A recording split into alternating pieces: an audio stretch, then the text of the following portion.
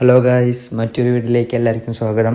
അപ്പോൾ നമുക്ക് 6 മിസ്റ്റേക്സ് ഉണ്ട്. അപ്പോൾ 6 മിസ്റ്റേക്സിൽ വേഗം കിടക്കാം. അപ്പോൾ ഒന്നാമത്തെ മിസ്റ്റേക്ക് എന്ന് പറയുന്നത് ഒറ്റ പ്ലേയിങ് സ്റ്റൈൽ കളിക്കാമെന്നാണ്. ഒറ്റ പ്ലേയിങ് സ്റ്റൈൽ കളിക്കാൻ ഉദ്ദേശിക്കുകയാണെങ്കിൽ നിങ്ങളിത് മനസ്സിലാക്കണം. നിങ്ങൾ ചിലപ്പോൾ പൊസഷനാവും, ലോങ് ബോളും, ക്വിക്ക് കൗണ്ടറാവും, വേണമെങ്കിൽ ഔട്ട് വൈഡ് വരും. ഇതിനെപ്പറ്റിയല്ല ഞാൻ പറയുന്നത്. നമ്മളിതിൽ ഏത് പ്ലേയിങ് സ്റ്റൈൽ ഇട്ടാലും നമ്മൾ കളിക്കുമ്പോൾ ചില സമയത്ത് നമുക്ക് മിക്ക ആൾക്കാർക്കും ത്രൂ ബോളില്ലെങ്കിൽ പാസ് വെച്ചിട്ടാവും കൂടുതൽ റിസൾട്ട്സ് കിട്ടുക. അപ്പോൾ അവർ ഡിവിഷൻ മാച്ച് കളിക്കുമ്പോൾ അത് മാത്രമേ ഉപയോഗിക്കുള്ളൂ. ത്രൂ ബോൾ വീണ്ടും ട്രൈ ചെയ്യുക, വീണ്ടും വീണ്ടും പാസ് ചെയ്ത് കയറാൻ നോക്കുക. അങ്ങനെയല്ല നമ്മൾ കളിക്കേണ്ടത്. നമ്മുടെ ഗെയിമിൽ ഒരു പ്ലേയിങ് സ്റ്റൈൽ ഉണ്ടെന്ന് വിചാരിച്ചിട്ട് അതല്ല നമ്മൾ ഫോളോ ചെയ്യേണ്ടത്. നിങ്ങൾ ശരിക്കും ഫുട്ബോൾ അങ്ങനെ കണ്ടുണ്ടോ? ക്രോസ് ചെയ്ത് ഗോൾ അടിക്കാം, ഹെഡർ ചെയ്യാം, വേണമെങ്കിൽ നിങ്ങൾക്ക് തൂക്കിയെറിയാം, ഇല്ലെങ്കിൽ ടിക്കിറ്റാക്ക് കളിക്കാം. അങ്ങനെ നിങ്ങൾ ഗെയിം അഡാപ്റ്റ് ചെയ്യണം.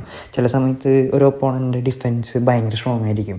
ലൈക്ക് 3 സെൻറ്റർ ബാക്കൊക്കെ ഇട്ടിട്ടുള്ള ആൾക്കാരെ കാണാം. അപ്പോൾ നമ്മൾ ആ സമയം നമ്മൾ വൈലറ്റ് യൂസ് ചെയ്ത് വൈലറ്റ് ഷോട്ട് ലോങ്ങിൽ നിന്ന് അടിക്കണം.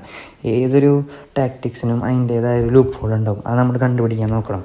പരമാവധി ഇപ്പോൾ പാസ് ചെയ്ത് കയറാൻ പറ്റിയില്ലെങ്കിൽ നിങ്ങൾ ക്രോസ് ഇട്ട് ഹെഡ് ചെയ്ത് ഗോളാക്കാം. ക്രോസ് സ്പാമിങ് അല്ല ഉദ്ദേശിക്കുന്നത്. അങ്ങനെ ലോങ്ങിൽ നിന്ന് ക്രോസ് ചെയ്ത് കയറുകയാണെങ്കിൽ സിമ്പിളായിട്ട് ഗോൾ അടിക്കാം. രണ്ടാമത്തെ മിസ്റ്റേക്ക് എന്ന് പറയുന്നത് ഗെയിമിൽ തന്നെ ഏറ്റവും OP ആയിട്ടുള്ള പാസ് മൂവ് എന്ന് പറയുന്ന സ്കില്ല് ഉപയോഗിക്കാത്തതാണ്. ഒട്ടുമിക്ക ഡിവിഷൻ 1 തൊട്ട് ഡിവിഷൻ 3 എല്ലാ പ്ലേസും ഷുവറായിട്ട് ഉപയോഗിക്കുകയാണ്. നിങ്ങൾക്കിത് അറിയില്ലെങ്കിൽ നിങ്ങൾ എത്രയും പെട്ടെന്ന് പഠിക്കാൻ നോക്കുക. റിസൾട്ട്സ് അത്രയും ഗ്യാരണ്ടി ചെയ്യണതാണ്. നിങ്ങൾ അറ്റാക്ക് ചെയ്യുമ്പോൾ ഭയങ്കര ഹെൽപ്ഫുള്ളായിട്ടുള്ളൊരു കാര്യമാണത്. പാസ് ചെയ്തിട്ട് ഫ്ലിക്ക് ചെയ്ത് കഴിഞ്ഞാൽ അപ്പോൾ ഒരാൾ ഓടിക്കയറും നിങ്ങളുടെ ഒപ്പം. സിമ്പിളായി ഗോൾ അടിക്കാം. നിങ്ങൾക്കിപ്പോൾ ഒരു ഡിഫൻഡർ നിങ്ങളെ പുറകെ നടക്കണമെങ്കിൽ തന്നെ ഇതൊന്ന് ഈ സ്കില്ലൊന്ന് ഓൺ ചെയ്ത് കഴിഞ്ഞാൽ നിങ്ങൾക്ക് സിമ്പിളായിട്ട് ആ മാർക്കിങ്ങിൽ നിന്ന് കയറിപ്പോയി ഗോൾ അടിക്കാം. എന്തായാലും ഇത് ചെയ്ത് നോക്കുക. റിസൾട്ട്സ് ഉണ്ടെങ്കിൽ നിങ്ങൾ കമൻസിൽ എന്തായാലും ഒന്ന് പറയാം. ഇനി മൂന്നാമത്തെ മിസ്റ്റേക്കാണ് പണിഷ് ചെയ്യാത്തത്.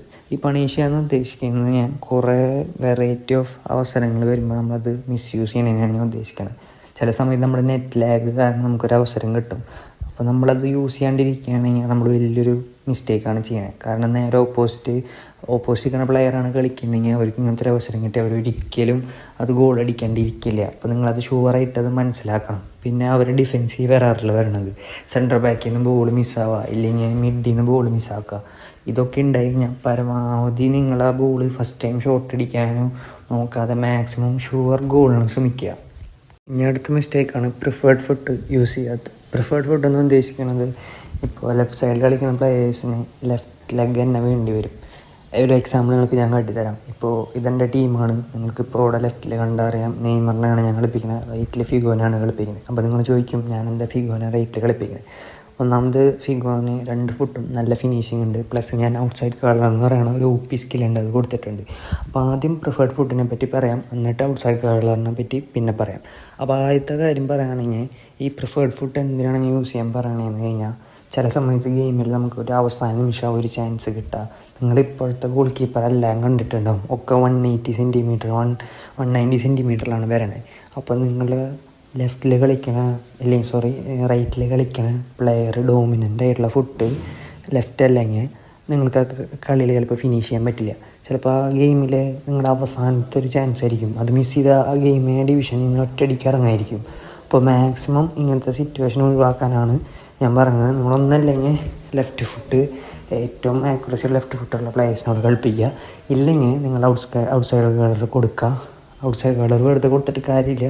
2 ഫുട്ടും ഈക്വലായിട്ട് കളിക്കാൻ പറ്റുന്ന പ്ലേയേഴ്സിന് ഔട്ട് സൈഡ് കളർ കൊടുത്തിട്ടൊക്കെ കാര്യമുള്ളൂ. എക്സാമ്പിൾ റൊണാൾഡോ, ബെല്ലിങ്ങാം, ഇപ്പോൾ ഫിഗോ, എൻ്റെ ഉള്ള പ്ലേയേഴ്സിനെ കണ്ടാൽ നിങ്ങൾക്കറിയാം. ഞാനിപ്പോഴും ലെഫ്റ്റ് റൈറ്റ് ഒരേ മാതിരി കളിക്കാൻ പറ്റുന്ന പ്ലേയേഴ്സിനെ കളിപ്പിക്കുക. ഇതൊരു ഇമ്പോർട്ടൻറ്റ് ഫാക്ടറാണ്. നിങ്ങൾ മാക്സിമം അത് ഉപയോഗിക്കുക. പരമാവധി ഏറ്റവും OP ആയിട്ടുള്ള ഔട്ട് സൈഡ് കളർ എന്നുള്ള സ്കില്ല് കൊടുക്കുക. ഇനി അടുത്ത മിസ്റ്റേക്കാണ് കംഫർട്ടബിൾ അല്ലാത്ത പ്ലേയേഴ്സ് ഉപയോഗിക്കുക. ഇപ്പോൾ നിങ്ങളുടെ മെയിൻ സ്ക്വാഡിൽ നിങ്ങൾ കുറച്ച് പ്ലേയേഴ്സ് ഉണ്ടാവും നിങ്ങൾ കംഫർട്ടബിൾ ആയിട്ടുള്ളത്. അത് സ്ക്വാഡിൽ ഏതൊരു മാച്ച് സ്റ്റാർട്ട് ചെയ്യാൻ നിങ്ങൾ അവരെ ഉപയോഗിക്കുന്നുണ്ടാവുക. അപ്പോൾ എന്താ പ്രശ്നം എന്ന് വെച്ച് കഴിഞ്ഞാൽ നമ്മൾ ഈ ഒരു പ്ലെയറിന് സബ്സ്റ്റിറ്റ്യൂട്ടായിട്ട് വെക്കുന്ന പ്ലേയേഴ്സ് നമ്മൾ ജസ്റ്റ് റേറ്റിംഗ് നോക്കിയിടുക. അങ്ങനെ നമ്മൾ ഒരിക്കലും ചെയ്യരുത്.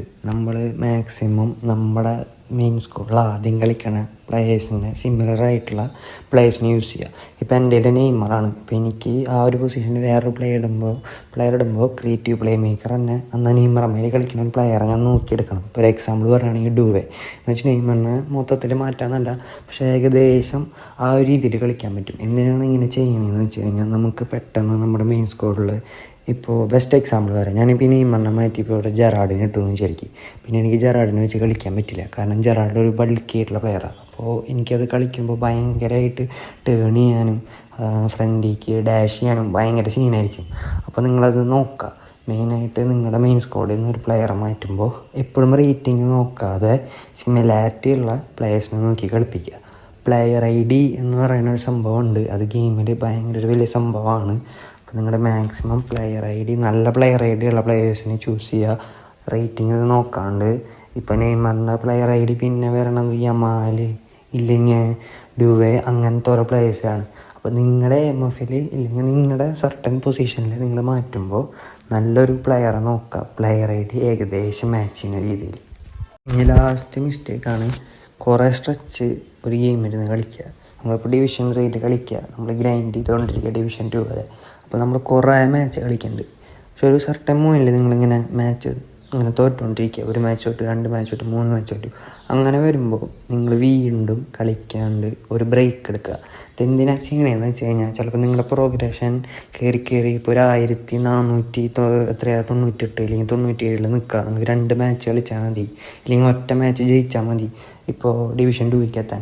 അങ്ങനെ വരുന്ന സമയത്ത് പെട്ടെന്ന് നിങ്ങളൊരു മാച്ച് തോൽക്കുക, പിന്നെ വീണ്ടും ഒരു മാച്ച് തോൽക്കുക. അങ്ങനെ വരുമ്പോൾ നിങ്ങൾ അപ്പം തന്നെ ഗെയിം അവിടെ വെച്ച് സ്റ്റോപ്പ് ചെയ്യുക. ഒന്നല്ലെങ്കിൽ നാളെ കളിക്കുക, ഇല്ലെങ്കിൽ ഒരു 2 മണിക്കൂറായിട്ട് കളിക്കുക. ഇല്ലെങ്കിൽ നമ്മൾ ഒറ്റയടിക്ക് ഇത്ര നേരം ഉണ്ടാക്കിയ പ്രോഗ്രസ് ഒറ്റയടിക്ക് പോകും. കാരണം നമ്മളൊരു മാച്ച് തോറ്റിരിക്കുമ്പോൾ പിന്നെ വരാൻ പോകുന്ന ടീം നമുക്ക് സിമ്പിളല്ല വരാം. എപ്പോഴും നിങ്ങളത് നോക്കുക. പിന്നെ ഇപ്പോൾ ഒ പി ആയിട്ടുള്ള ടീമുകളാണ് വരുന്നത്, അടുപ്പിച്ച് ഇപ്പോൾ ഒരു ഒ പി ആയിട്ടുള്ള ടീം വന്നു, അത് കഴിഞ്ഞാൽ അതിനുള്ള ഒ പി ആയിട്ടുള്ള ടീം വരാണെങ്കിൽ നിങ്ങളൊരു ബ്രേക്ക് എടുത്ത് കഴിഞ്ഞാൽ അടുത്ത തവണ നിങ്ങൾ ഗെയിം സ്റ്റാർട്ട് ചെയ്ത് കളിക്കുമ്പോൾ മൊത്തത്തിൽ റിഫ്രഷാകും. നിങ്ങൾക്ക് ഒ പി ആയിട്ടുള്ള പ്ലേയേഴ്സ് വരില്ല എന്ന് വിചാരിച്ച് നമുക്കൊരു ബേസിക്കായിട്ടുള്ള കളിക്കാൻ അറിയില്ലെങ്കിൽ കാര്യങ്ങൾ നടക്കില്ല. നമ്മൾ അത്യാവശ്യം ബേസിക്കായിട്ട് കളിക്കണം. പക്ഷേ ചില സമയത്ത് ഇപ്പോൾ വന്ന മെസ്സിയും ഇപ്പോൾ വന്ന റൊണാൾഡോ ഒക്കെ ഉള്ള ഒറ്റയടിക്ക് ടീമുകളുണ്ടാവും. ഇപ്പോൾ ബെല്ലിങ്ങാമും ഒക്കെ 105 106 വരെ ടീമുകളുണ്ടാവും. നമ്മുടെ ചിലപ്പോൾ അത്രയും വലിയ ടീമില്ലെങ്കിൽ നിങ്ങളിതൊക്കെ ഓപ്റ്റ് ചെയ്യുക. അപ്പോൾ അത്രേ ഉള്ളൂ. അപ്പോൾ അടുത്ത വീഡിയോയിൽ കാണാം. എല്ലാവരും സപ്പോർട്ട് ചെയ്യണം. ബൈ.